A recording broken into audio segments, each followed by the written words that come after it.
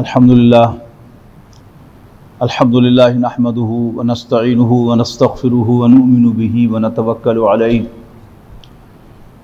ونعوذ باللہ من شرور انفسنا ومن سیئات اعمالنا من يهده اللہ فلا مضل له ومن يضلله فلا هادی له ونشهد ان لا الہ الا اللہ وحدہ لا شریک له ونشهد ان سیدنا محمدا عبدہ ورسولہ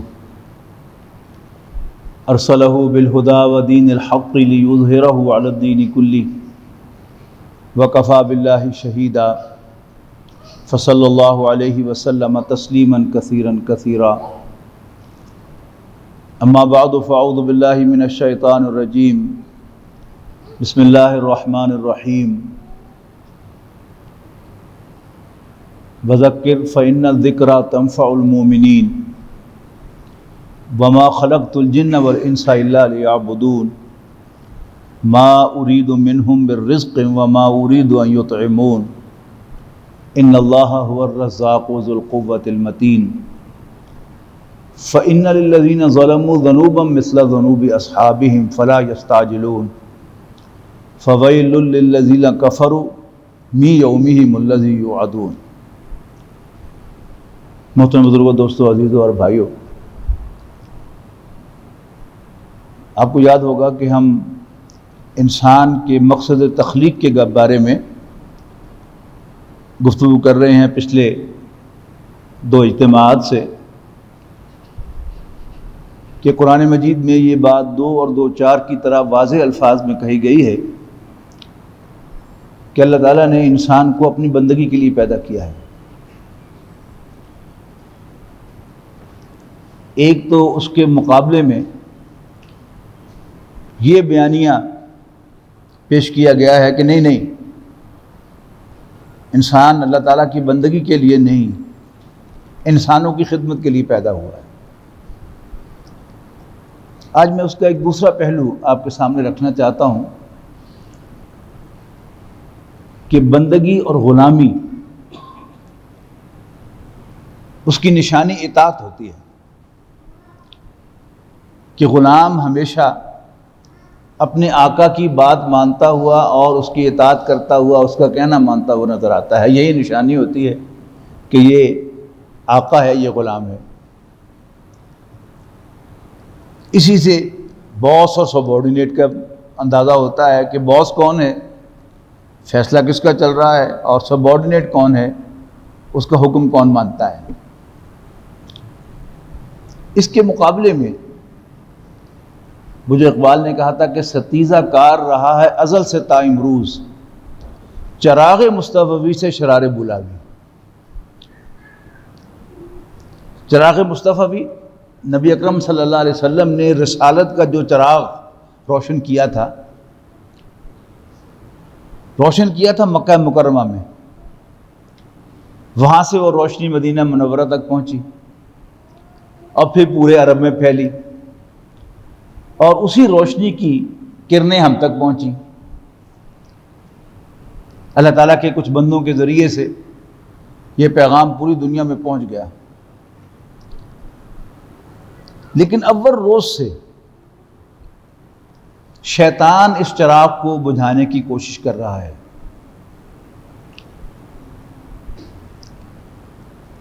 حضرت آدم کی تخلیق کے بعد جب شیطان نے انکار کر دیا تو اللہ تعالیٰ نے اسے دھتکار دیا کہ جاؤ، دفع ہو جاؤ، تمہیں میں نے جو مقام دیا تھا تم اس مقام سے معزول کیے جاتے ہو، تمہیں جو رعایتاً فرشتہ بنایا گیا تھا اب تم فرشتے نہیں، واپس جن ہو، اور پھر فرشتوں کا استاد ہونا یہ تو اس کے بعد کی بات تھی، وہ بھی ختم ہو گیا۔ شیطان نے اللہ تعالیٰ سے ایک اجازت طلب کی کہ اے اللہ انظرنی الی یوم یبعثون، مجھے ذرا مہلت دے قیامت تک کے دن کے لیے کہ میں اپنا پوائنٹ ثابت کروں کہ یہ جو میں نے انسان کو سجدہ نہیں کیا، اس لیے نہیں کیا کہ یہ اس مقام کا اہل ہی نہیں ہے۔ اور یہ ذہن میں رکھیے گا کہ بغاوت سرکشی وہ اسی کا نام ہوتا ہے. یعنی کبھی کوئی نافرمان، کوئی سرکش یہ نہیں مانا کرتا کہ میں سرکشی کرنے چلا ہوں. وہ یہ بھی نہیں مانا کرتا کہ میں کہنا نہیں مانوں گا، بلکہ وہ ہمیشہ فیصلے میں، حکم میں کوئی نقص نکالتا ہے کہ جی آپ کا حکم غلط تھا. نہیں ایسے نہیں، ایسے تھا. جس کا حاصل یہی ہوتا ہے کہ چونکہ آپ کی کمانڈ غلط تھی، آپ کا حکم غلط تھا، اس لیے میں نے نہیں مانا. تو اللہ تعالیٰ نے اسے اجازت دے دی. تو اس نے اللہ تعالیٰ کے ساتھ بڑے چیلنجنگ انداز میں اللہ تعالیٰ سے کہا کہ فَبِمَا أَغْوَيْتَنِي لَأَقْعُدَنَّ لَهُمْ صِرَاطَكَ الْمُسْتَقِيمَ. تو اللہ جسے عزت دینے کے لیے تو نے مجھے راستے سے ہٹا دیا ہے، اب میں بھی اس کا شکار کرنے کے لیے تیرے صراط مستقیم پر مورچہ بندی کروں گا. ثُمَّ لَآتِيَنَّهُمْ، پھر میں ان پر حملہ آور ہوں گا، ان کی طرف بڑھوں گا. من بین ایدیہم، ان کے سامنے سے، ان کے پیچھے سے، ان کے دائیں سے اور ان کے بائیں سے، اور تو ان میں سے اکثر کو شکر گزار نہیں پائے گا. اب حضرت آدم علیہ السلام اللہ کے غلام تھے اور اللہ تعالیٰ ان کا رب تھا. اللہ تعالیٰ نے اپنے اس بندے آدم کو یہ کہا کہ تم اپنی بیوی کے ساتھ جنت میں سکونت اختیار کر لو اور جو مرضی کھاؤ پیو، ہاں اس درخت کے قریب نہ جانا. یعنی کوئی خاص درخت تھا جس کے پاس جانے سے منع کیا. اب بندگی کا تقاضا کیا تھا کہ کیوں منع کیا، کیسے منع کیا، حکمت کیا تھی، فلسفہ کیا تھا، وجہ کیا تھی؟ نہیں، مالک کا حکم ہے تو اس کو مانو. یہی کہا گیا تھا آدم علیہ السلام سے. لیکن چونکہ شیطان کو اللہ تعالیٰ نے موقع دیا تھا اور ایکسیس دی تھی ان تک، لہذا شیطان نے آ کر ان کو کنونس کیا، کنفیوژن پیدا کیا پہلے ان کے اندر کہ دیکھو فرشتے تم سے بہتر ہیں، ایسے تمہیں اللہ تعالیٰ نے یہ لالی پاپ دے دیا ہے کہ تم اشرف المخلوقات ہو، تم اشرف المخلوقات نہیں ہو. فرشتے بھیس بدل لیتے ہیں، تم نہیں بدل سکتے. فرشتے ود ان نو ٹائم آسمان سے زمین پر، زمین سے آسمان پر جا سکتے ہیں، یو کانٹ، تم نہیں جا سکتے. تو وہ تم سے بہتر ہے. اب جب بھی کوئی ایسا مرحلہ ہوتا ہے، اگر کوئی شخص ایم ایس سی ہو اور وہ کسی محکمے کا ڈائریکٹر بن جائے اپنے علم تجربے کی بنیاد پر، سینئرٹی کی بنیاد پر، اور اس کے ماتحت پی ایچ ڈی کام کرتے ہوں، تو اس کا کوئی نہ کوئی دوست آ کر اسے ضرور کنفیوز کرے گا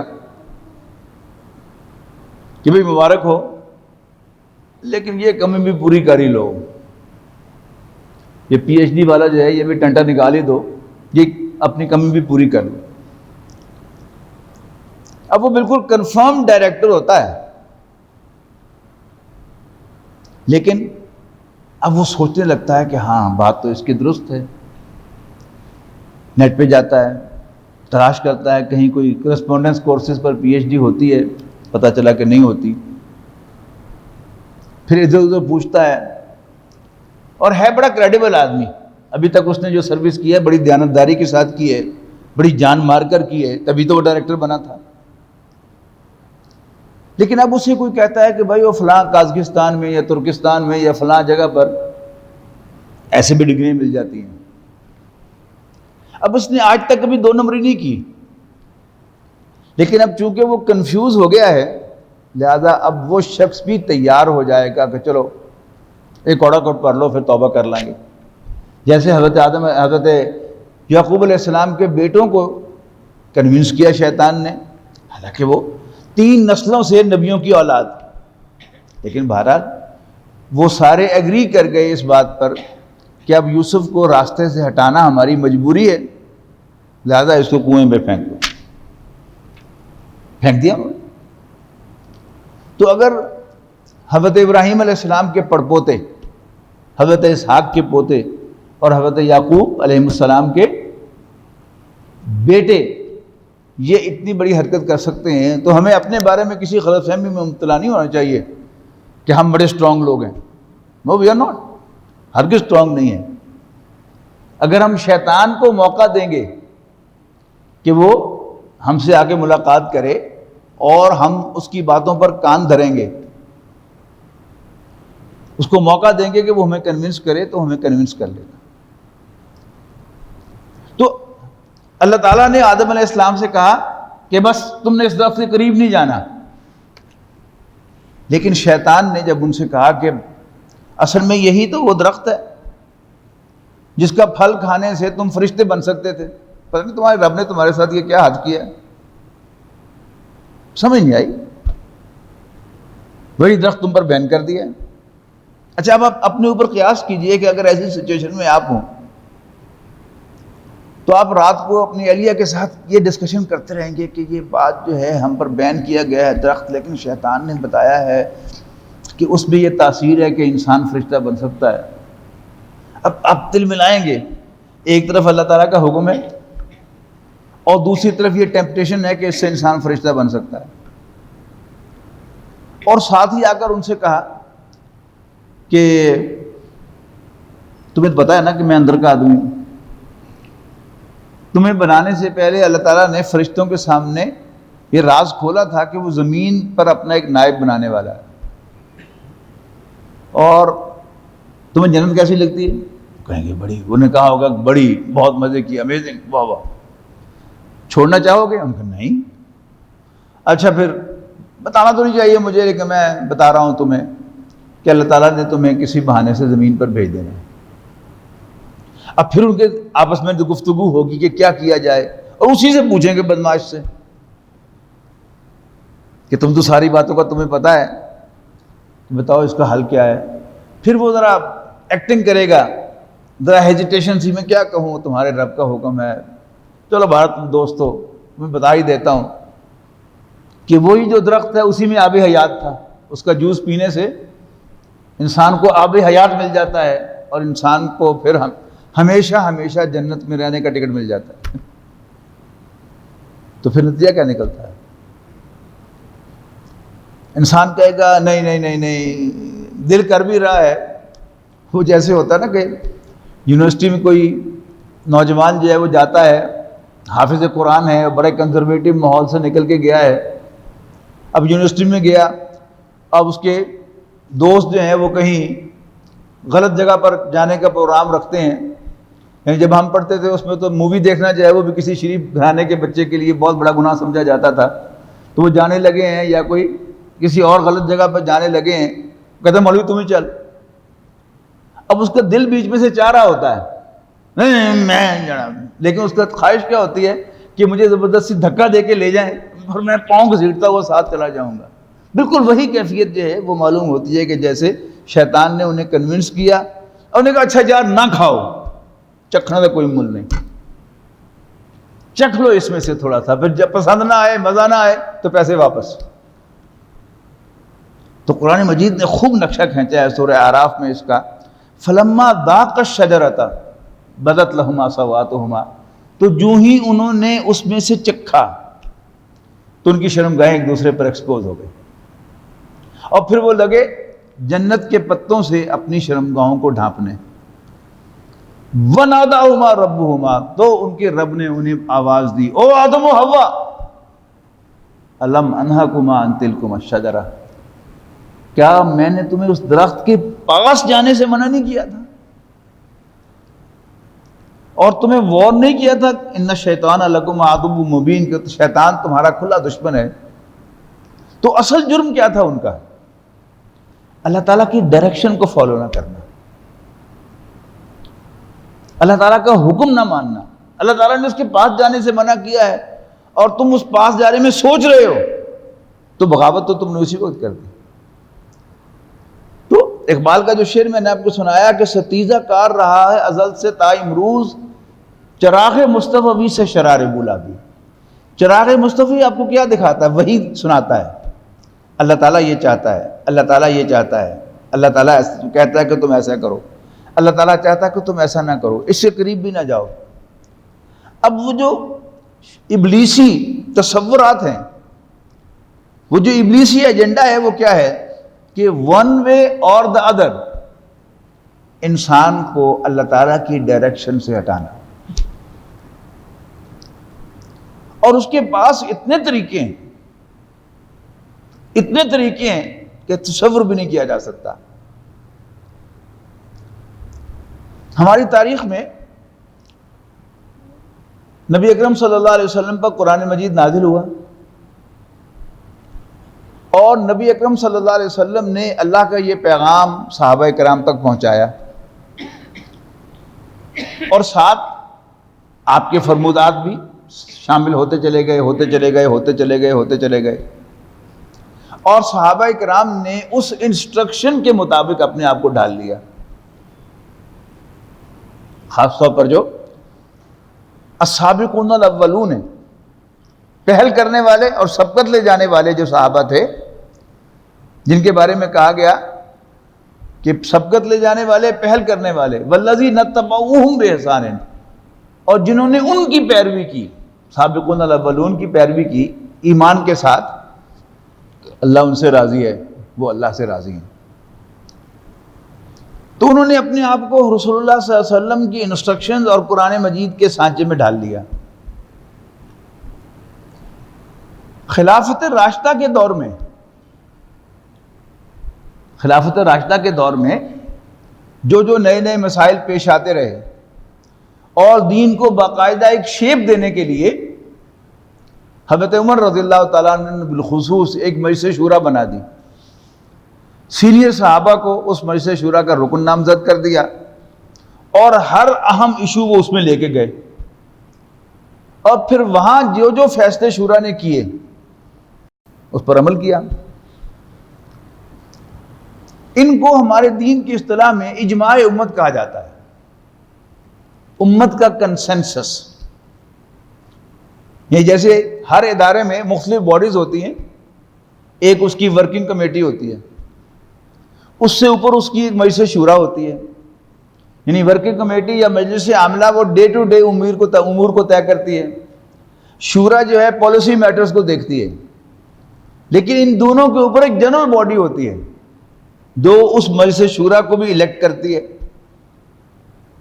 صدر کو بھی الیکٹ کرتی ہے، تو جو بھی کانسٹیٹیوشن ہو، صدر ڈائریکٹ الیکٹ ہو یا مجلس شورا میں سے کسی، وہ آپس میں کسی کو بنائیں، لیکن جو بنیادی ہوتی ہے وہ جنرل باڈی ہوتی ہے۔ جنرل باڈی کے فیصلوں کو شورا میں انڈو نہیں کیا جا سکتا، اور شورا کے فیصلوں کو عاملہ میں چیلنج نہیں کیا جا سکتا۔ ہاں، شورا عاملوں کے فیصلوں کو بدل سکتی ہے، اور جنرل باڈی شورا کے فیصلوں کو بدل سکتی ہے۔ اب وہ فیصلے کے جو اس جنرل باڈی میں ہو گئے، یعنی صحابہ کرام کے دور میں، خلافت راشدہ میں، جب امت ایک وحدت تھی، جو فیصلے ہوئے ان کو اجماع امت کہا جاتا ہے، کہ امت ان پر مجتمع ہو گئی، امت کا ان پر کنسنسس ہو گیا۔ تقریباً 600 سال تک یہ دین میں حجت رہے، یعنی ہمارے جو چاروں ائمہ ہیں، امام شافعی، امام مالک، امام احمد بن حنبل اور امام ابو حنیفہ رحمہم اللہ، یہ چاروں جو ہیں یہ دین کے احکام کی 4 سورسز کو مانتے ہیں: قرآن مجید، سنت رسول صلی اللہ علیہ وسلم، اجماع امت، اور پھر اس کے بعد اگر ضرورت محسوس ہو تو اجتہاد۔ یعنی کیا کیا انہوں نے؟ قرآن مجید کو سامنے رکھا، احادیث کو سامنے رکھا، اور اس کے بعد پھر ان کا آپس میں ملا کر کوئی رائے قائم کی، اور پھر وہ رائے انہوں نے دے دی۔ آگے ان کے درمیان جو اختلاف ہے اس میں اصول یہی ہیں، لیکن اختلاف کیا ہے؟ مثال کے طور پر سنت کی انٹرپریٹیشن میں اختلاف ہوگا۔ امام شافعی رحمۃ اللہ علیہ وہ جو 2-3 احادیث ہوں ان میں سے جو سب سے قوی حدیث ہو، صحیح بخاری کی حدیث ہے، وہ اس کو لے لیں گے اور باقی حدیث کو چھوڑ دیں گے۔ یہ ان کا ایک اصول ہے، اپنی جگہ پر صحیح ہے۔ اور اس کے مقابلے میں احناف کے ہاں، یہ میں بڑا محتاط لفظ استعمال کر رہا ہوں، میں نے پہلے امام شافعی کہا ہے اور اس کے بعد میں احناف کہہ رہا ہوں، اس کی وجہ میں ابھی بتاؤں گا کیوں۔ ان کا اصول کیا ہے کہ تمام احادیث کو لیا جائے سوائے موضوع من گھڑت احادیث کے، تمام احادیث کو لیا جائے اور ان کا ایک پروفائل بنایا جائے، اور پھر اوور آل ان کو دیکھا جائے اور پھر محسوس کیا جائے کہ اس سے منیمم ریکوائرمنٹ کیا معلوم ہو رہی ہے، اس کو فرض قرار دے دو، اور پھر اس سے جو ہلکا ہے اس کو واجب قرار دے دو، جو اس سے بھی ہلکا ہے اس کو سنت موقدہ قرار دے دو، اور جو اس سے بھی لیس ایمفیسائزڈ ہے اس کو سنت غیر مؤکدہ قرار دے دو۔ موقد تاکید سے بنا ہے، سنت موقدہ تاکید کی ہوئی سنت، یعنی فرض بھی نہیں، واجب بھی نہیں، لیکن سنت ہے لیکن تاکید کی ہوئی۔ اور سنت اصل میں ایک وسیع اصطلاح ہے، اس کے کئی معنی ہیں۔ عام طور پر جو ہمارے ذہن میں سنت کا تصور ہے وہ یہ ہے کہ جو کام رسول اللہ صلی اللہ علیہ وسلم نے کیا وہ سنت ہے، لیکن نماز کے اندر جو فرض، واجب و سنتیں ہیں یہ اس معنی میں نہیں ہیں، یعنی فرائض بھی رسول اللہ صلی اللہ علیہ وسلم ہی سے ثابت ہیں، واجبات بھی رسول اللہ صلی اللہ علیہ وسلم ہی سے ثابت ہیں، اور سنن مؤکدہ اور سنن غیر مؤکدہ بھی رسول اللہ صلی اللہ علیہ وسلم ہی سے ثابت ہیں۔ لیکن فرق کیا ہے؟ فرق یہ ہے کہ فرض اتنا اہم ہے کہ اس کا انکار کرنے والا دائرہ اسلام سے خارج ہو جاتا ہے۔ واجب کا انکار کرنے والا دائرہ اسلام سے خارج تو نہیں ہوتا، لیکن واجب عملاً اتنا ہی ضروری ہے کرنا جتنا فرض ہے۔ دوسرا فرق یہ ہے کہ ایک اسلامی ریاست میں فرض کے تارک کو سزا ملے گی، لیکن واجب کے تارک کو تعزیر تو ہو سکتی ہے، اس پر حد نہیں ہوگی۔ یہ کیا ہے؟ یہ گریڈیشن فرق کا فرق ہے۔ اور پھر اس سے آگے جو ہے وہ سنت ہے کہ جو فرض اور واجب کے مقابلے میں کم اہم ہے، لیکن احادیث کو اگر اوور آل دیکھا جائے تو وہ ایمفیسائزڈ ہے، لہذا کرنی چاہیے ہمیشہ، اللہ کی کوئی خاص عذر ہو۔ اور سنت غیر مؤکدہ جس پر ایمفیسس نہیں کیا گیا، لیکن بہرحال حضور صلی اللہ علیہ وسلم سے کبھی کبھار صحیح وہ ثابت ضرور ہے۔ تو یہ اصطلاحات ہیں۔ یہ میں نے کیوں کہا؟ امام شافعی کہا میں نے اور پھر احناف کہا۔ یہ بات سمجھ لیجئے کہ ہمارے ان چار مسالک میں سے، چار مذاہب میں سے جو تین مذاہب ہیں وہ ون مین مذاہب ہیں۔ امام شافعی وہ اپنی ذات میں ایک بہت بڑی شخصیت ہے، انہوں نے خود غور و فکر کیا ہے اور ایک فقہ مرتب ہوئی ہے ان کے کنکلوژن سے۔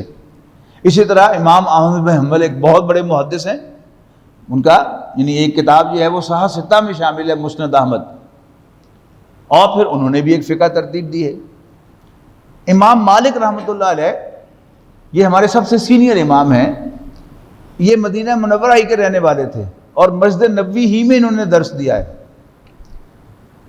حضرت عمر رضی اللہ تعالیٰ عنہ کے صاحبزادے حضرت عبداللہ ابن عمر کے آزاد کردہ غلام تھے نافع، اور ان کے شاگرد بھی تھے، ان کے پھر آگے شاگرد ہیں امام مالک رحمۃ اللہ علیہ۔ تو انہوں نے بھی احادیث جو تھی جو ان تک پہنچی، انہوں نے بھی ایک مجموعہ مرتب کیا ہے موطا امام مالک۔ لیکن ان کے پاس ایک دوسری سورس کیا تھی کہ مدینے کے لوگ، ان کے گھروں میں کیا پریکٹس تھی، یعنی ہر چیز جو ہے وہ کوٹ نہیں ہوئی الفاظ کے اندر، لیکن رسول اللہ صلی اللہ علیہ وسلم نے ایک چیز کہی یا ایک عمل کیا، کسی صحابی نے حضور صلی اللہ علیہ وسلم کو کرتے ہوئے دیکھا، اس نے گھر آ کر اپنے بچوں کو وہ عمل بتا دیا اور وہ پورا خاندان اس پر عمل پیرا ہو گیا۔ تو سنت کی تعریف کے اندر انہوں نے یہ بھی شامل کیا کہ ضرور نہیں کہ کسی صحابی نے اس کو باقاعدہ الفاظ میں بیان کیا ہو، لیکن اگر تعامل موجود ہے صحابہ کا، ایک صحابہ کی ایک بہت بڑی تعداد اس پر عمل پیرا ہے، تو وہ بھی سنت ہے، تو انہوں نے اس کو بھی انکلوڈ کر لیا۔ اور امام حنیفہ رحمۃ اللہ علیہ نے بھی اس کو انکلوڈ کیا ہے اپنے اس میں۔ لیکن احناف کا معاملہ یہ ہے کہ مسلک حنفی، جسے ہم عام طور پر امام حنیفہ کا مسلک کہتے ہیں، وہ حضرت امام حنیفہ رحمۃ اللہ علیہ کا مذہب نہیں ہے، وہ تو صرف استاد ہیں، یعنی اس کام کا آغاز انہوں نے کیا، انہوں نے اصول فقہ مرتب کیے کہ جو مسائل ہیں وہ کیسے ڈیرائیو کیے جانے چاہیے قرآن مجید سے، سنت رسول سے اور اجماع صحابہ سے، اجماع امت سے، انہوں نے وہ اصول وضع کیے اور اپنے شاگردوں کو پڑھائے۔ تو دو بڑے شاگرد ہیں ان کے، یعنی امام ابو حنیفہ اور ان کے بڑے شاگرد قاضی ابو یوسف اور پھر ان کے دوسرے شاگرد امام محمد شیبانی، یہ تینوں بیٹھ جاتے تھے اور کوئی ایک ایشو لیتے تھے، مثال کے طور پر نماز. تو پہلے قرآن مجید میں سے، یعنی ظاہر حافظ تو وہ سارے ہوتے ہی تھے، کوئی تصور نہیں تھا کہ کوئی شخص قرآن مجید کا حافظ نہیں ہوگا، تو حافظ تو ہوتے ہی تھے. پہلے وہ آپس میں کہتے تھے ہاں بھائی قرآن مجید میں نماز کا ذکر کہاں کہاں ہے، وہ ساری آیات جو ہے ان کو سامنے رکھ لیا. پھر سنت سے تمہیں کہاں کہاں سے نماز کے بارے میں خبر ملی ہے، یعنی جو احادیث بیان ہوئی ہیں زبان سے ان میں بھی، اور کسی کو کوئی علم ہو کہ فلاں جگہ پر مدینے کے لوگ یا فلاں صحابی جو ہے وہ ایسے پریکٹس کرتا ہے. صحابی نے اپنے پاس تو نہیں لیا ہوگا، حضور صلی اللہ علیہ وسلم کی کوئی انسٹرکشن، اس سارے کو جمع کر لیا. اس سارے کو دیکھ کر پھر ایک اوور آل اوپینین قائم کیا کہ منیمم ریکوائرمنٹ نماز کی کیا ہے. جو جو منیمم ریکوائرمنٹس آئیں ان کو فرض قرار دے دیا، اور جو اس سے کم ہوئیں ان کو واجب قرار دے دیا، اور پھر سنت موقدہ سنت غیر موقدہ وجود میں آ گئی. بہت سی چیزیں جو مسلک حنفی کے اندر رائج ہیں، جن پر عمل پیرا ہیں، وہ امام حنیفہ کی ہے ہی نہیں. یعنی پھر یہ تینوں بیٹھ کر ڈسکشن کرتے تھے اور شاگرد اپنے استاد سے اختلاف کرتے تھے. یعنی ان تینوں کے بعد ایک تو یہ کہ پھر مرتب کیا، یہ تمام باتیں زبانی ہوتی تھی، حافظہ تو ان کا کمال کا ہوتا تھا ہمارے بزرگوں کا، کہ پھر بعد میں امام محمد نے یہ سب کچھ مرتب کیا ہے کہ فلاں مسئلے میں میری رائے یہ تھی اور قاضی ابو یوسف کی رائے یہ تھی اور امام صاحب کی رائے یہ تھی رحمہم اللہ، اور فلاں مسئلے میں اور ابو یوسف اکٹھے تھے، امام صاحب علیحدہ تھے، فلاں مسئلے میں امام صاحب کی رائے یہ تھی، میں ان کے ساتھ تھا، اور قاضی ابو یوسف کی رائے سے علیحدہ تھی. اس کو مسلک حنفی میں یوں بیان کیا جاتا ہے کہ اگر بڑے دونوں یعنی امام ابو حنیفہ اور قاضی ابو یوسف متفق ہوں تو اس کو امام محمد نے لکھا ہے کہ اس میں شیخین کی بڑوں کی رائے یہ تھی اور محمد کی رائے یہ تھی، یعنی امام محمد شیبانی، اور فلاں مسئلے میں صاحبین کی رائے یہ تھی، یعنی دونوں چھوٹے جو ہیں یہ صاحبین ہیں، میری اور قاضی ابو یوسف کی رائے یہ تھی اور امام صاحب کی رائے یہ تھی. اور کبھی وہ کہتے کہ طرفین کی رائے یہ تھی. طرفین سے مراد یہ ہے کہ اگر یوں دیکھا جائے سب سے بڑے امام ابو حنیفہ، پھر قاضی ابو یوسف، اور پھر یہ، تو طرفین سائڈز والے، یعنی امام صاحب کی رائے اور میری رائے یہ تھی اور قاضی ابو یوسف کی رائے ہوتی. پھر مسلک حنفی میں یعنی سب سے بڑے امام ابو حنیفہ، انہیں مسلک حنفی میں مجتہد فی الدین کہا جاتا ہے، اور ان دونوں کو مجتہد فی مذہب کہتے ہیں، مجتہد فی الدین نہیں کہتے. پھر اس کے بعد ایک اور بورڈ بیٹھا، اصحاب الترجیح کا بورڈ. انہوں نے پھر یہ سارا جو کچھ کام کیا ہوا تھا ان تینوں اماموں نے، اس کو پھر ریویو کیا، اور پھر انہوں نے دیکھا کہ یہ فلاں معاملے میں فلاں کی رائے جو ہے وہ زیادہ پریکٹیکل ہے. پھر وہ مسلک حنفی بنا جو آج ہمارے سامنے ہے. اس میں ساری چیزیں امام ابو حنیفہ کی نہیں ہیں، بہت سی باتیں جو ہیں وہ صاحبین کی رائے جو ہے اس کو زیادہ ویلڈ قرار دیا ہے. اصحاب الترجیح نے وہ ایک بورڈ بیٹھا ہوا تھا کہ جس نے پھر اس کو ریویو کیا اور پھر اس کی ریکمنڈیشن پر مسلک حنفی وجود میں آیا اور وہ رائج ہوا. پھر ایک پوری کئی صدیاں بیت گئی، کئی سو سال گزر گئے، تو پھر اورنگزیب عالمگیر نے انڈیا میں ایک اور بورڈ بٹھایا اور اثر نو ریویو کیا مسلک حنفی کو، اور جو نئے کوئی مسائل پیدا ہوئے تھے وہ مسائل ان پر پھر علماء نے بیٹھ کر غور و فکر کیا. یعنی پھر قرآن مجید بھی سامنے ہے، سنت بھی سامنے ہے، اجماع بھی سامنے ہے، اور جو کام امام ابو حنیفہ، امام محمد اور قاضی ابو یوسف نے کیا ہوا تھا اس کو بھی دیکھا، اور پھر ایک تو ان معاملات میں نئی رائے بنائی کہ اب یہ رائے جو ہے وہ پریکٹیکیبل نہیں ہے، اب ایسا ہونا چاہیے.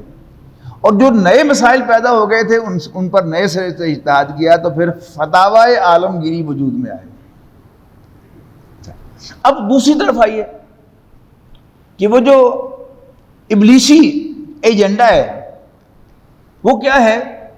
وہ ہے لوگوں کو اللہ تعالیٰ کی اطاعت اور رسول اللہ صلی اللہ علیہ وسلم کے اتباع سے دور کرنا۔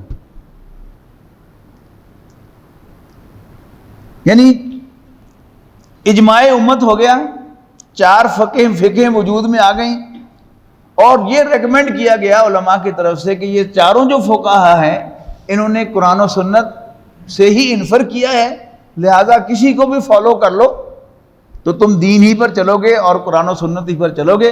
لہذا ایک آسانی امت کے لیے پیدا ہو گئی۔ کچھ لوگوں نے اپنے مزاج کے مطابق یا خاندانی روایت کے مطابق مسلک شافعی کو اختیار کر لیا، کسی نے مذہب حنفی کو اختیار کر لیا، کسی نے مذہب مالکی کو اختیار کر لیا۔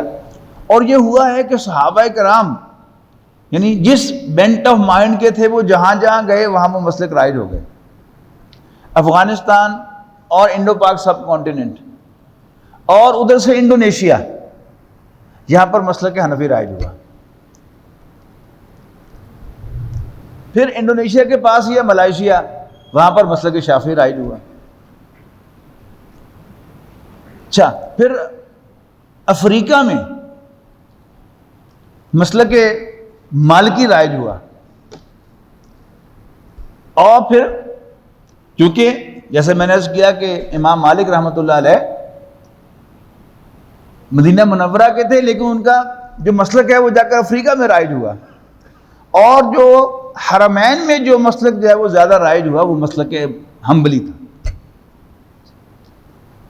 اب 600 سال کے بعد ایک بہت بڑی شخصیت پیدا ہوئی تاریخ مسلمانوں کی تاریخ کی، اور وہ امام ابن تیمیہ رحمۃ اللہ علیہ، بہت بڑی شخصیت، آپ کو اس کا اندازہ نہیں ہو سکتا۔ یعنی ایک طرف جو یونانی فلسفے کی یلغار آئی تھی مسلمانوں پر، اس سارے کا رد کیا امام ابن تیمیہ رحمۃ اللہ علیہ نے۔ لیکن کیا ہوا؟ انہوں نے یہ جو اجماع تھا اس کو چیلنج کر دیا، اور انہوں نے کہا کہ نہیں، کسی برائی پر اگر سارے انسان بھی جمع ہو جائیں تو قرآن مجید کی آیت موجود ہے کہ برائی پر، گندگی پر اگر سب لوگ بھی متفق ہو جائیں تو بھی تم اس کی پیروی نہ کرو۔ وَلَوْ أَعْجَبَكَ كَثْرَةُ الْخَبِيثِ کے الفاظ ہیں قرآن مجید میں کہ خواہ آپ کو خبیث کی کثرت کتنا ہی امیز کرے، تب بھی جو خبیث ہے وہ خبیث ہے، غلط جو ہے وہ غلط ہے، آپ اس کی پیروی نہ کریں۔ اب بات دلیل کے ساتھ تھی، نتیجہ کیا نکلا؟ یعنی وہ جو اللہ کی اطاعت اور رسول اللہ صلی اللہ علیہ وسلم کا اتباع تھا، اور اس میں ایک بندش تھی کہ ہر عام آدمی جو ہے ظاہرہ نہ اس نے قرآن مجید کو ترجمے کے ساتھ پڑھا ہے، نہ قرآن مجید کو سمجھا ہے، نہ ساری احادیث کا ذخیرہ اس کے سامنے ہے۔ اب کیا ہوا؟ اب اس میں ایک بریچ آ گیا کہ جو اجماعی معاملات آ رہے تھے، طلاق کا مسئلہ خاص طور پر جو سب سے بڑا مسئلہ تھا وہ طلاق ثلاثہ کا مسئلہ تھا۔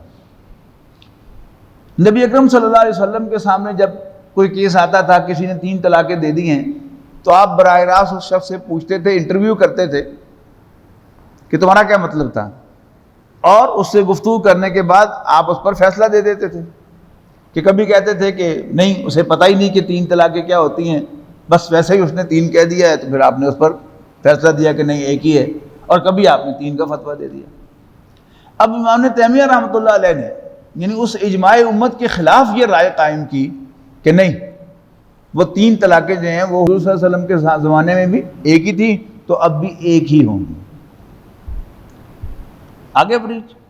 پھر حضرت عمر رضی اللہ تعالی عنہ کے دور میں تراویح کا نظام باقاعدہ رائج ہوا کہ 20 تراویح جو ہے وہ حضرت عمر رضی اللہ تعالی عنہ نے، ایک صحابی جو قرآن مجید کو سب سے زیادہ اس کے شاہد تھے، گواہ تھے، اس کی ساری ترتیب کے، تدوین کے، ان کو آپ نے کھڑا کیا مصلی پر، اور ان کے اقتداء میں 20 تراویح پڑھی، اور 20 تراویح بھی امت میں رائج ہو گئی، اور پھر وہ بھی چیلنج ہو گئی۔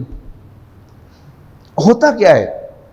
یعنی آپ اچھے خاصے کسی لائن پر جا رہے ہوں، اور ایک دفعہ آپ اس لائن سے تھوڑے سے ہٹ جائیں، تو پھر آپ کی وہ جو کنسنٹریشن ہے وہ ہمیشہ لوز ہو جاتی ہے and then you are out.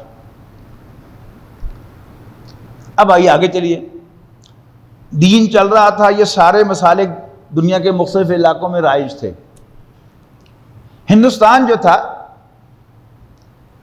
اس میں اکبر کے زمانے میں آپ کو کئی دفعہ بتا چکا ہوں کہ اکبر کی رعایا کی عظیم اکثریت ہندو تھی، لیکن وہ مسلمان تھا، بہرحال کلمہ گو تھا، تو اس کے اکثر مشیر بھی ہندو تھے. تو انہوں نے اس کو پٹی پڑھائی کہ دیکھو تمہارے لیے یہ پرابلم پیدا ہو سکتی ہے، لہذا کوئی ایسا طریقہ اختیار کرو کہ جس میں تم سب کے لیے ایکسیپٹیبل ہو جاؤ. اور ہر دور میں درباری علماء ہوتے ہیں. اس کی دربار میں جو علماء تھے ابو الفضل اور فیضی، ان کی علمی قابلیت کا یہ عالم ہے کہ اس میں سے کسی نے تفسیر لکھی ہے قرآن مجید کی بغیر نقطے کے، یعنی کوئی لفظ نقطے والا استعمال نہیں ہو. اس کی علمیت کا لینگویج پر کتنا کمانڈ ہے اس کا آپ اندازہ لگائیے. انہوں نے مشورہ دیا کہ نہیں، اصل میں اسلام جو ہے اس میں اصل چیز تو اللہ پر ایمان ہے، اور یہ ایمان باللہ تمام مذاہب میں کامن ہوتا ہے، یاد رکھیے گا. یعنی اللہ کا نام بے شک نہ لیں لیکن کسی بڑی ہستی کو ماننا. ہندو بھی مانتا ہے، مسلمان بھی مانتا ہے، سکھ بھی، عیسائی بھی، پارسی بھی، یہودی بھی، سب مانتے ہیں. جو اختلاف پیدا ہوتا ہے وہ رسول اللہ صلی اللہ علیہ وسلم کی ذات پر ہوتا ہے. لہذا ایک نیا دین ترتیب دیا گیا، دین الہی. نوٹ کیجئے گا، یہ دین اللہ نہیں تھا. الہی میرا خدا، دین الہی میرے خدا کا دین. مسلمان سمجھے کہ میرا دین ہے، ہندو سمجھے کہ میرا دین ہے، سکھ عیسائی سب سمجھے کہ میرا دین ہے. اس میں کیا کیا کہ بڑی ہی خاموشی اور ہوشیاری کے ساتھ نبی اکرم صلی اللہ علیہ وسلم کو اسلام سے نکال دیا.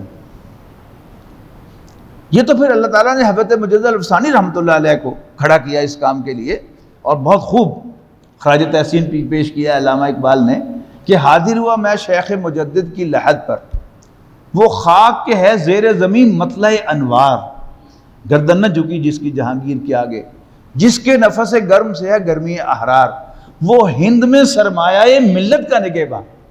وہ سرمایہ ملت کیا ہے؟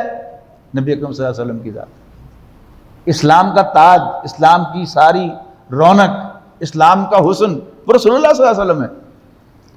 اگر حضور صلی اللہ علیہ وسلم کو بیچ میں سے نکال دیں تو پھر اسلام کیا رہ جاتا ہے؟ تو وہ ہند میں سرمایہ ملت کا نگہباں اللہ نے بر وقت کیا جس کو خبردار. تو انہوں نے واپس آ کر سنت کو رائج کیا. اچھا، اب ہندوؤں کو گوشت کھانا پسند نہیں، تو اس دین الہی میں اس کی ایک مثال میں آپ کو دے رہا ہوں. دیگ کا ایک دانہ جو ہے آپ چکھیں گے نا تو آپ کو اندازہ ہو جائے گا کہ اس میں کیا ہے. اس میں کہا گیا کہ اگر آپ کے پڑوسی کو آپ کا گوشت کھانا پسند نہیں ہے تو آپ گوشت نہ کھائیں. گوشت کھانا کون سا فرض ہے؟ حضرت مجدد الفسانی رحمۃ اللہ علیہ نے آ کر کہا کہ مسلمان کو گوشت ضرور کھانا چاہیے، اس لیے کہ اس کی آئیڈینٹی جو ہے وہ واضح ہو کہ یہ مسلمان ہے. تو یہ تھے حضرت مجدد. اب اس کے بعد شاہ ولی اللہ رحمۃ اللہ علیہ، وہ ہماری تاریخ کی بہت عظیم شخصیت ہیں. شاید ان کے پیرلل پوری ہماری صحابہ کرام کے بعد کی جو تاریخ ہے اتنی جامع شخصیت کو اور کوئی نہیں. وہ محدث بھی تھے، وہ متکلم بھی تھے، وہ فقیہ بھی تھے، اور وہ حکیم و دانا انسان بھی تھے. یعنی حجت اللہ البالغہ ان کی کتاب ہے جس میں دین کی حکمتیں ساری کے ساری جو ہیں انہوں نے کھول کر بیان کی ہیں. پھر شیعہ سنی مسئلہ پر ان کی بڑی زوردار کتاب ہے ازالۃ الخفا عن خلافت الخلفاء، بڑی عظیم شخصیت. تو انہوں نے آ کر کہا کہ جی، یعنی وہ جو تقلید تھی ابھی تک رائج تھی، انہوں نے بھی یہی کہا کہ جی عام مسلمانوں کو تو تقلید کرنی چاہیے، ایک امام کو فالو کرنا چاہیے، لیکن جو اہل علم ہیں ان کو تقلید نہیں کرنی چاہیے. تھوڑا سا بند اور ڈھیلا کر دیا. ان کے پوتے ہیں شاہ اسماعیل شہید رحمۃ اللہ علیہ، انہوں نے وہ بند پورا کھول دیا. اور پھر مزید 600 سال کے بعد یعنی امام ابن تیمیہ کا جو موقف تھا کہ اجماع کی کوئی حیثیت نہیں ہے، ہمیں دوبارہ قرآن و سنت کی طرف لوٹنا چاہیے، وہ اس کے یہاں پوری طور پر مؤید بن گئے، اور پھر مسلک اہل حدیث جو ہمارے یہاں ہیں پھر انہی کا اصل میں یہاں پر پودا لگایا ہوا ہے ہندوستان کے اندر۔ اچھا، اب آگے چلیے، یہ تو مزید 200 سال پرانی شخصیت، آگے چلیے آج کیا حال ہے۔ اب کیا ہوا کہ باقی ہر جو علم ہے اس میں اسپیشلٹیز ہیں، ڈگریز ہیں، فزکس کا ایم ایس سی بھی ہے، پی ایچ ڈی بھی ہے اور پوسٹ ڈاک بھی ہے، زولوجی کا، پھر ایون مائکرو بایولوجی کا، اور ہر فیلڈ کا ایک سے ایک اوپر ہے، اور پھر اس فیلڈ کے اندر سینئرز بھی ہیں، جونیئرز بھی ہیں۔ یعنی ایک بچہ جو ایم بی بی ایس کرتا ہے اسے ساری کتابیں پڑھی ہوئی ہیں، لیکن اس کو دوائی لکھنے کی اجازت نہیں ہے، اس کو 1 سال ہاؤس جاب کرنی پڑتی ہے پہلے، یعنی اپنے professor, assistant professor, associate professor اور رجسٹرار کے سپرویژن میں، پھر جا کر اسے پرسکرپشن لکھنے کی، پیراسٹامول لکھنے کی اجازت ہے، اس سے پہلے قانونی طور پر اسے دوائی لکھنے کی اجازت نہیں ہے۔ ویسے گھر میں کوئی بچہ آپ کا ایم بی بی ایس کا اسٹوڈنٹ ہے تو اس کو جتنا مرضی آپ ڈاکٹر سمجھ کے اسے دوائیاں لیتے رہیں، لیکن قانوناً اسے اجازت نہیں ہے۔ کیوں ہے؟ کیا اسلام ہی ایسا بے یار و مددگار ہے کہ اس میں سے ہم میں سے جو اٹھے وہ مجتہد مطلق بن جائے، اور وہ امام حنیفہ پر بھی تنقید کرے، امام شافعی پر بھی، امام مالک پر بھی، امام ابو حنیفہ پر بھی، اور امام احمد بن حنبل پر بھی؟ اور وہ کوئی نظام اس طرح نہیں چل سکتا۔ اس مسجد میں الحمدللہ ہر شخص کو نماز پڑھنے کی اجازت ہے، کوئی رفع اذان کرتا ہے، کوئی نہیں کرتا، لیکن بہرحال جو نظام الاوقات ہے وہ تو کسی ایک مسئلے کے مطابق ہی چلنا ہے نا، اس کو اوپر تو نہیں رکھا جا سکتا کہ حضور صلی اللہ علیہ وسلم نے اول وقت پہ بھی نماز پڑھی تھی اور آخری وقت پر بھی نماز پڑھی تھی، تو کبھی قرآن اکیڈمی کی مسجد میں اول وقت پر نماز ہو جائے اور کبھی آخری وقت پر ہو جائے۔ اب جو اول وقت نماز پڑھنے کے لیے آیا ہے جماعت سے نماز پڑھنے کے لیے، یا تو وہ 2 گھنٹے بیٹھا رہے، انتظار کرتا رہے آخری وقت تک، اس لیے کہ آج قرآن اکیڈمی میں نماز جو ہے وہ آخر وقت میں ہونی ہے، تو کیا ایسے گاڑی چل سکتی ہے؟ ایسے گاڑی نہیں چل سکتی۔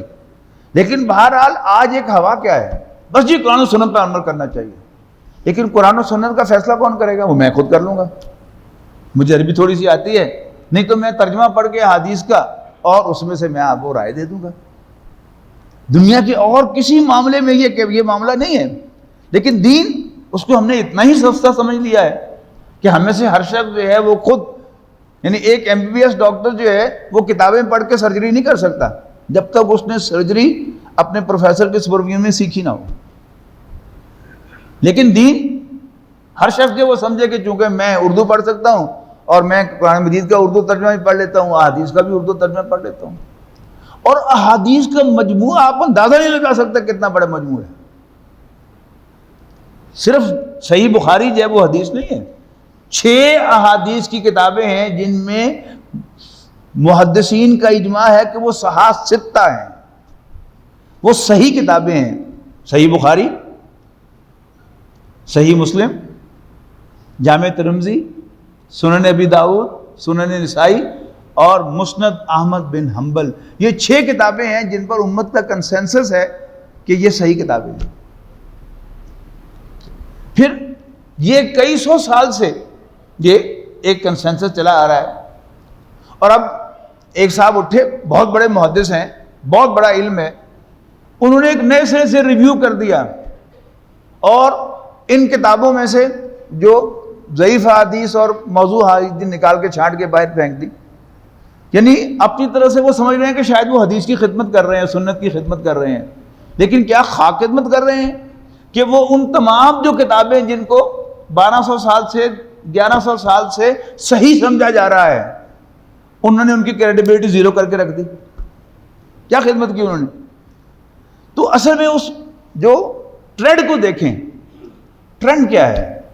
آزادی۔ اطاعت ہم میں سے ہر شخص کو بری لگتی ہے۔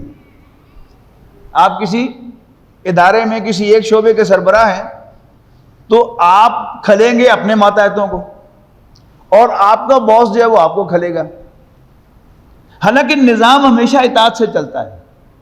جس ادارے میں باس کی اطاعت نہیں ہے وہ کل ختم نہ ہوا، آج ختم نہ ہوا تو کل ضرور ختم ہو جائے گا۔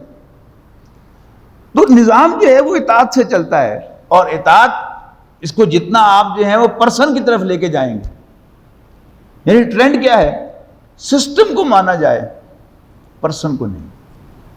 اور بات بڑی اچھی لگتی ہے کہ پرسن تو غلطی کر سکتے ہیں، سسٹم کو مانا جائے۔ اور یہ بات کہاں سے شروع ہوتی ہے؟ اللہ کا وجود ختم ہو گیا، اب اس کی بجائے کیا نیچر آ گئی، اس کو بے شک جتنا مرضی کیپٹل ایل کے ساتھ آپ، کیپٹل این کے ساتھ آپ لکھ لیں، نیچر اللہ تعالیٰ نہیں ہے۔ اللہ تعالیٰ ایک پرسونیفائڈ وجود کا نام ہے، اللہ تعالیٰ ایک پرسونیفائڈ وجود کا نام ہے، نیچر نہیں ہے۔ اللہ تعالیٰ طاقت نہیں ہے، اللہ تعالیٰ ایک طاقتور ہستی ہے۔ اللہ تعالیٰ فورس نہیں ہے، وہ فورسفل وجود ہے جس کے ہاتھ میں قوت و طاقت ہے، وہ ختم۔ پھر رسول اللہ صلی اللہ علیہ وسلم، یعنی حاصل کیا ہے کہ کس ون وے اور دی ادر سنت سے اپنی جان چھڑا لی جائے، دین پر عمل سے اپنی جان چھڑا لی جائے، اور جہاں سے کوئی یعنی راستہ ملے کہ جس میں ہم دین کی پابندی سے آزاد ہو جائیں، ہم سب تیار بیٹھے ہیں اس کے لیے۔ ہم سب جانتے ہیں کہ رسول اللہ صلی اللہ علیہ وسلم کے دور میں ہر شخص سر ڈھانپتا تھا، کافر بھی ڈھانپتے تھے، مسلمان بھی ڈھانپتے تھے۔ مسلمان ڈھانپتے تھے نا، حضور صلی اللہ علیہ وسلم بھی سر ڈھانپتے تھے، سارے صحابہ بھی سر ڈھانپتے تھے۔ اب کیا ہے کہ میں جا کے مفتی صاحب سے پوچھوں گا کہ جی سر ٹکنا نماز دے وچ فرض ہے؟ ظاہر ہے وہ کہیں گے فرض تو نہیں ہے۔ اب یہ بات مجھے بڑی اچھی لگے گی، لہذا آپ اس وقت ذرا نظر دوڑا کے دیکھ لیں، سارے مسلمان یہاں پر بیٹھے ہوئے ہیں، سب یہ مانیں گے کہ نبی اکرم صلی اللہ علیہ وسلم نے ہمیشہ سر ڈھانپا ہے، صحابہ کرام نے سر ڈھانپا ہے، لیکن یہ بات بڑی اچھی لگی کہ یہ فرض نہیں ہے۔ یعنی رسہ توڑانا، یعنی دین اصل میں کیا نام ہے کہ ہم اللہ تعالیٰ اور اس کے رسول کے کھونٹے کے ساتھ بندھے ہوئے ہیں، اور یہ کھونٹے کے ساتھ بندھا ہوا ہونا یہی تو بندگی ہے۔ یعنی بندگی سے اپنے آپ کو آزاد کرنا، وہ سٹیپ بائی سٹیپ ہوگا، کبھی یہ دلیل ہوگی کبھی وہ دلیل ہوگی، لیکن حاصل کیا نکلے گا کہ دین کی پابندیوں سے ہم آزاد ہوتے چلے جا رہے ہیں، آزاد ہوتے چلے جا رہے ہیں، آزاد ہوتے چلے جا رہے ہیں۔ اور ایک پورا سسٹم ہے کہ جو میں اس میں انوالو کر رہا ہے۔ اب ہم سب متفق ہیں اس بات پر، سب جانتے ہیں کہ کسی غیر محرم عورت کو دیکھنا اسلام میں الاؤڈ نہیں ہے، لیکن سوشل میڈیا پر ہم نے کبھی سوچا بھی نہیں کہ میں یہ عورت کی تصویر جو سامنے آ رہی ہے میرے لیے دیکھنا جائز ہے بھی کہ نہیں۔ یعنی بڑے غیر محسوس طریقے سے ہم اس پابندی سے آزاد ہو گئے۔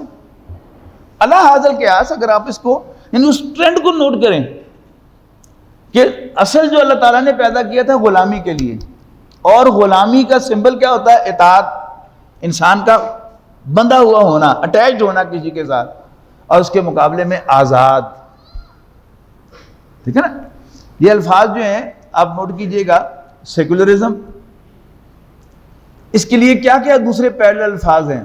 لبرلزم، پرمیسیوزم، اباحیت، کہ سب کچھ پرمیسیبل ہے، یہ بھی ٹھیک ہے، ہم مولویوں نے پابندی لگائی ہوئی ہیں۔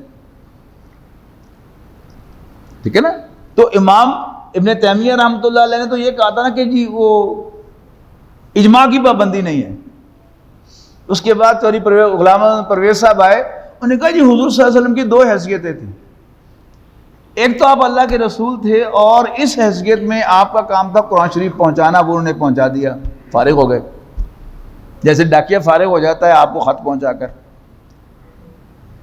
رہی آپ کی اطاعت، تو جو حضور صلی اللہ علیہ وسلم کے دور میں لوگ تھے ان پر ان کی اطاعت بطور ہیڈ آف دی اسٹیٹ واجب تھی، ہمارے لیے وہ ہیڈ آف دی اسٹیٹ نہیں ہے، لہذا حضور صلی اللہ علیہ وسلم کی اطاعت ضروری نہیں ہے، وہ قرآن کی کرنی ہے ہمیں صرف، اور قرآن کی جو مرضی ہم انٹرپریٹیشن کر لیں۔